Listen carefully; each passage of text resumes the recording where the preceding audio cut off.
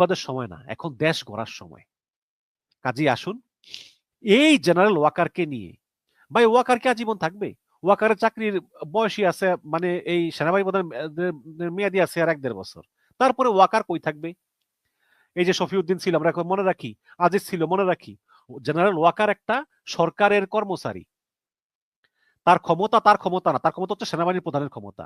সে যদি আজকে সেনাবাহিনী প্রধান থেকে চলে যায়, কালকে তার কোনো দাম থাকবে না, এটা বাস্তব। সে আর 1-1.5 বছর আছে। লোকটা ভালো মানুষ, সৎ মানুষ, ভুল ত্রুটির ঊর্ধ্বে কেউ না, তারও ভুল ত্রুটি আছে।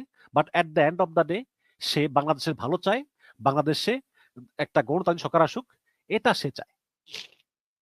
এবং এই কারণে তার অনেক কথাবার্তা অনেকে ভালো লাগতে পারে, নাও লাগতে পারে, বাট সে আমাদের মঙ্গল ছাড়া ক্ষতি চায় না।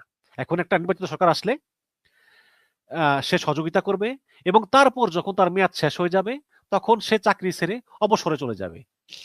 ভারতের মিডিয়াগুলো অনবরত গুজব ছড়াচ্ছে যে এই ওয়াকার নাকি ভারতে আশ্রয় চায়। মানে অত্যন্ত, মানে আমার অবাক লাগে। মানে আমি আমার লাইফে ভাই আওয়ামী লীগের আমলে এত গুজব দেখি নাই। চারদিকে এত গুজব, মানে বলার মতো না। সেনাপ্রধান কয়দিন পর পরই মিটিং করে, আইন শৃঙ্খলা নিয়ে মিটিং করে, সেনাপ্রধান প্রতিবার মিটিং এর সময় বলে যে সেনাপ্রধান করব, সেনাপ্রধান ক্ষমতা নিয়ে নিব, সেনাপ্রধান এটা করব, ওইটা করব, এটা করব। আর এই বিদেশে বসা ইউটিউবার গুলি এরা পাগল হয়ে গেছে।